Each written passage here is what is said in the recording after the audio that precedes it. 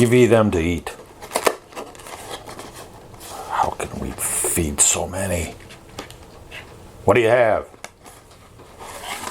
Got a few loaves here and a couple fish. All right, have them sit down. Bring them to me.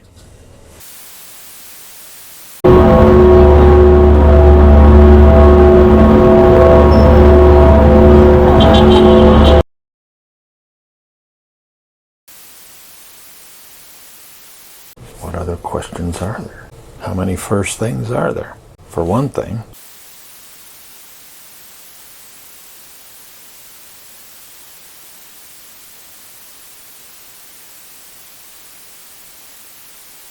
how many? You mean, is there some rule somehow, some way that there can't be more than one first thing?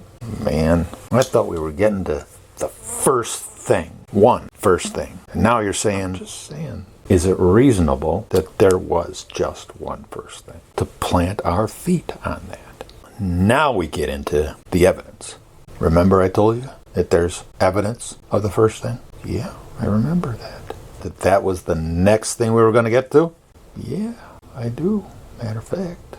At least I can trust you halfway with stuff. Well, thank you very much. Evidence. Where would the evidence be for one first thing? Here's one piece of evidence.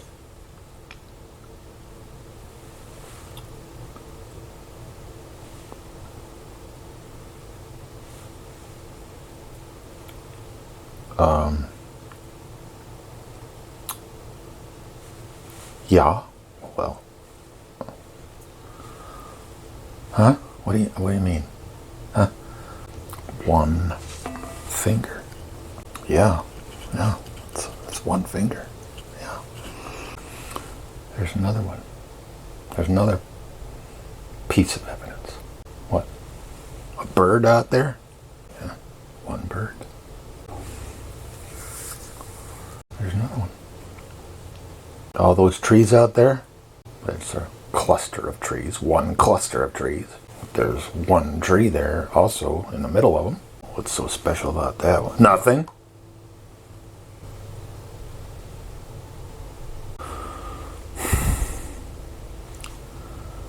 I'm trying to get my mind just a little bit around what you're saying, but, well, stay with me just for one more moment or two. Okay? All right, I'm not going anywhere. One tree. Bird. Finger. One sun in the sky, although it's all cloudy today. Couldn't see it for anything. One of millions and millions and millions of suns, all in our one galaxy. And millions of galaxies, all in our one universe. One raindrop of the many raindrops on one window pane. One camera watching us. Another camera. That one's gone. Another camera. One word from my mouth at any one time. Putting together one sentence. Expressing one thought. Yeah. Pretty incredible. Yeah. I'd say that's pretty incredible. Well, where does all this oneness come from?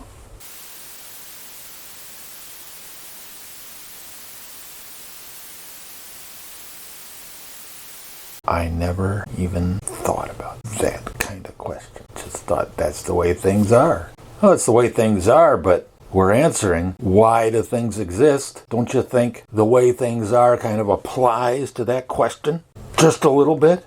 I guess you got a point there. So where does this characteristic come from that is so widespread, so in your face all around us, everywhere, that we don't even think about it, that we're blind to it? But we use it every day. We use it in everything we say, everything we encounter.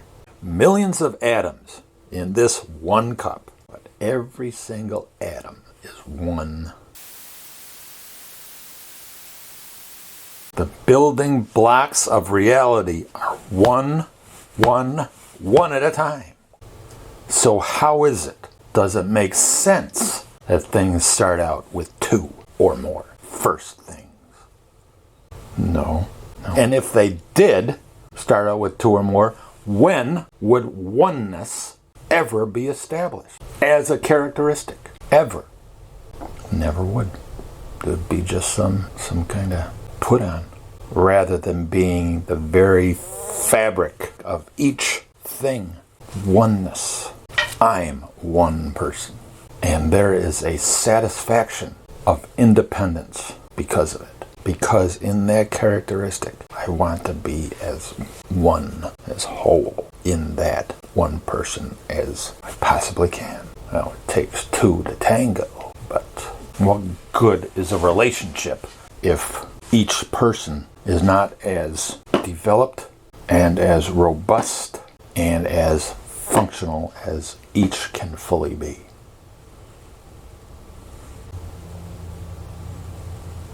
There is a thing about one which is upon everything.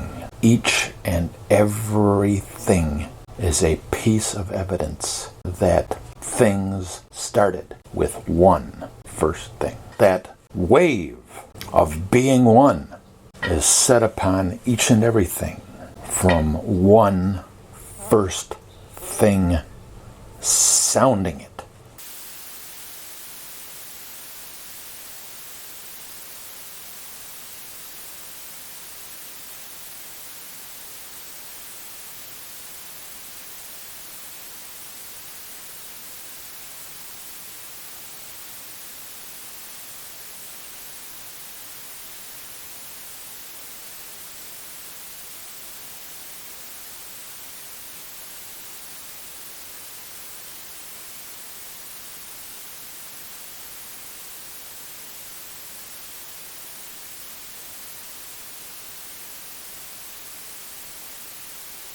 Like I say, my friend, I am not here to 100%, 1000% prove my statements. I am just saying these statements make sense. That's all I'm saying. They make more sense than the opposing statements. The question, who made me, cannot be answered, since it immediately suggests the further question, who made God? If everything must have a cause, then God must have a cause. If there can be anything without a cause, it may just as well be the world as God.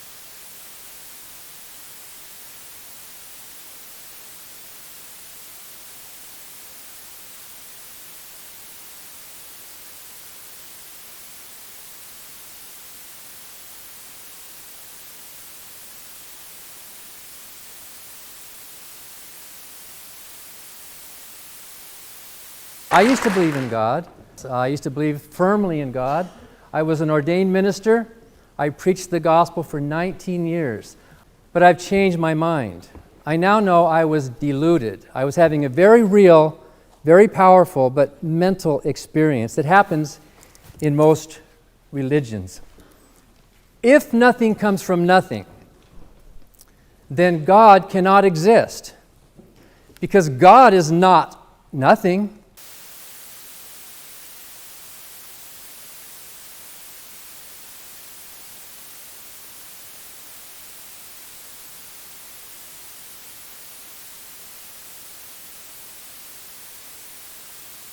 There's one first thing that's always been, and there's just one of them. Just one first thing.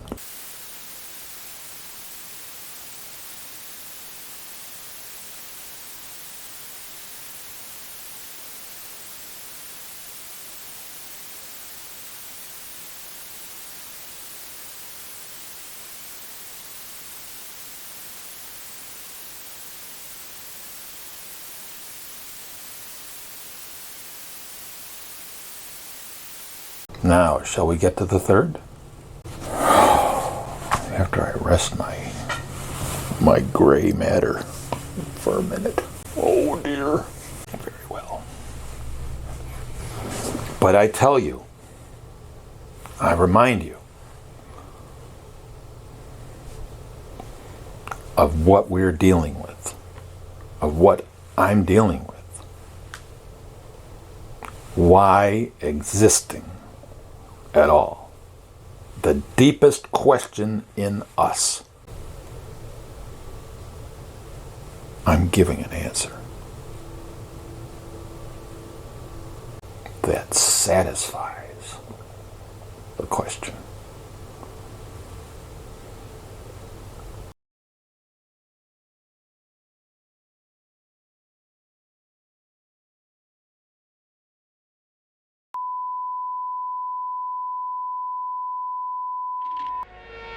Now, ask the general. A question that can't be answered. Impossible. Allow me to ask it. Go ahead.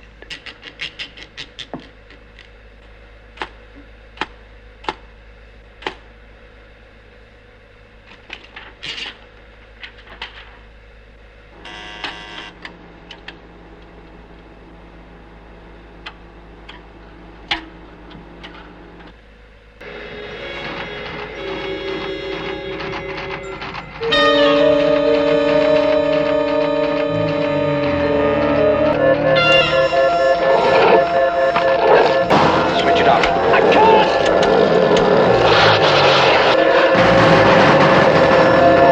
Switch it off!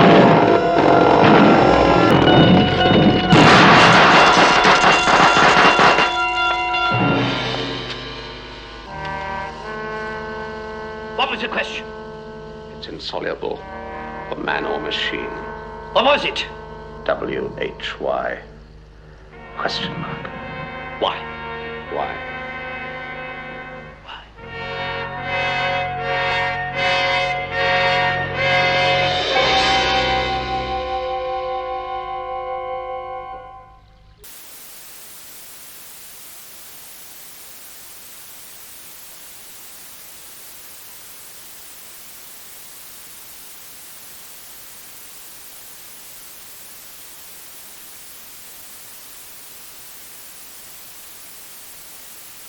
The best answer is like the best food. It's like that food that Jesus gave the 5,000 that he had sit down. He fed them with 5 loaves and 2 fishes. They said later on, "You're not coming after me because of that miracle. You're coming at me because you ate and you were filled." Filled. Because it's such a basic question. The answer can occupy you. Occupy me. Occupy your thought processes, your meditations, the things that you run your mind around. That sets you in a place of understanding everything. Like you're in the center of the wheel.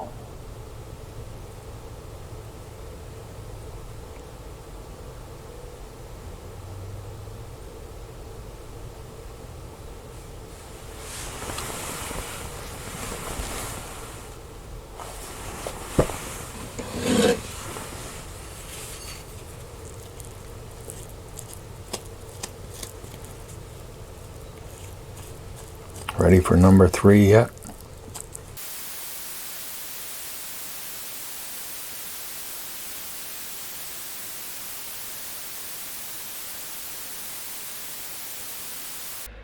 Go ahead.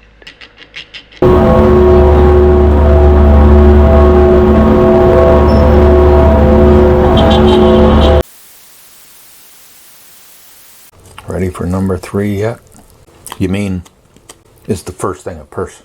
Let's look at it a more practical way. Huh? Practical.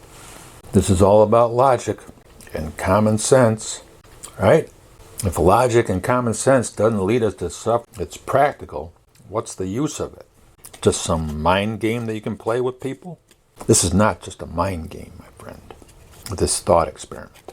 Not just some mind game that I'm getting over so I can come across as some great teacher. So people can call me teacher. Okay? Practically speaking. Practically. What does the first thing have to be for there to be a second thing?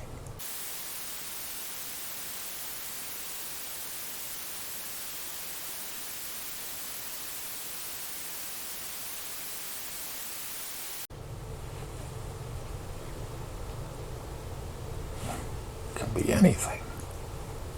Now, I don't want to harp on this refrain too many times, but I'll say it once at least. Think it through. Take a minute to think it through. Take a minute or two to think it through. What does the first thing have to be in order for there to be a second thing?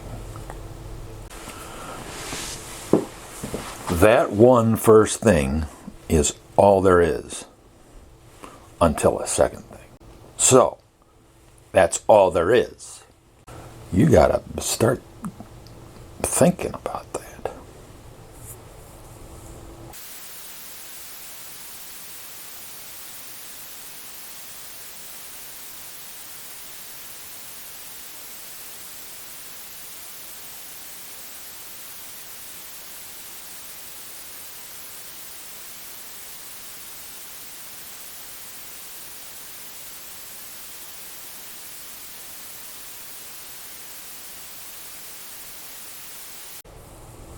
There's no second thing that comes along. Why wouldn't there be? Because there's no first thing that just came along. It didn't come out of nothing, and it didn't come from something else. It always was. So how does a second thing happen? Well, the first thing has just a little bit of indigestion one day, and boom, there it is, the second thing. Well, I'm not going to say that that makes a whole lot of sense. No, I guess it doesn't. Matter of fact, not that I'm going to give you the whole loaf, but it's pretty substantial. Wait, hold on. Let me see if I can hazard a guess. Something that's always been. Something that's always been.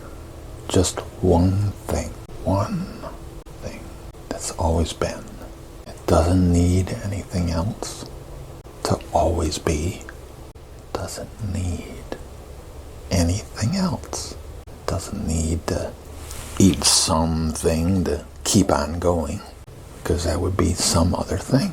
It's one thing that's always been, that always is.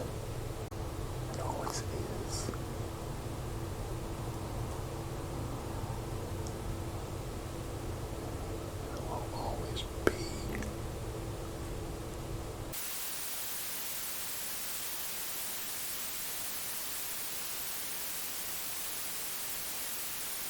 What is it?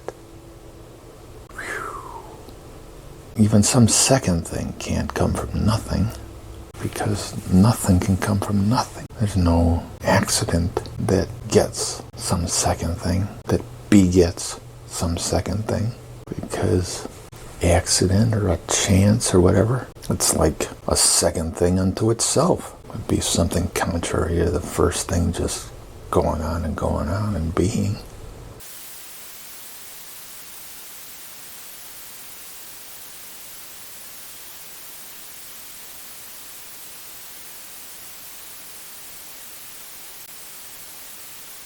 Before any second thing, the first thing is all there is. And it always is. It always was. Always will be. There's nothing that can match that kind of power, that kind of position, that kind of presence, that kind of existing to always be. You're doing pretty good there, my friend. I don't know. I hear all my scientific brothers yelling at me to come on down from this limb you got us on. It's not a limb that I have us on. I've got us at the root. We, in our thought experiment, are digging down. One first thing. There's not even one other thing that's always been. So in that state of always being, it will always be the only one. Up there. Transcending anything that can come thereafter. And the second thing, can it happen without the first thing? That's a good question.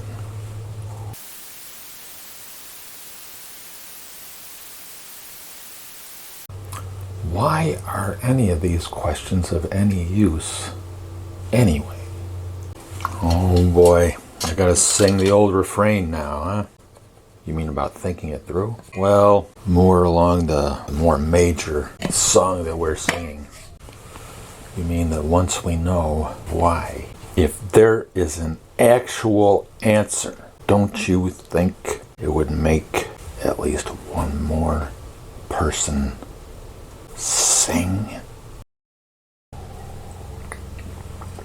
How does a second thing come along? Can it happen without the first thing?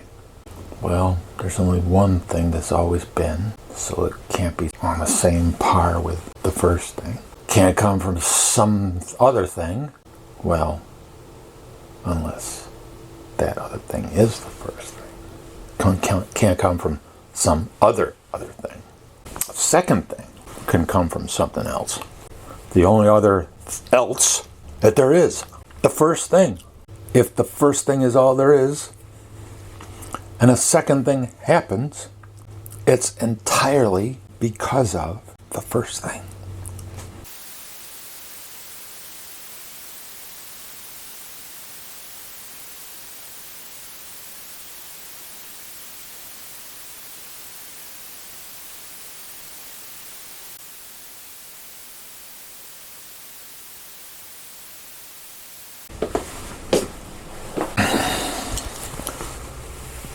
One thing has always been. The first thing has always been. It must be quite a something.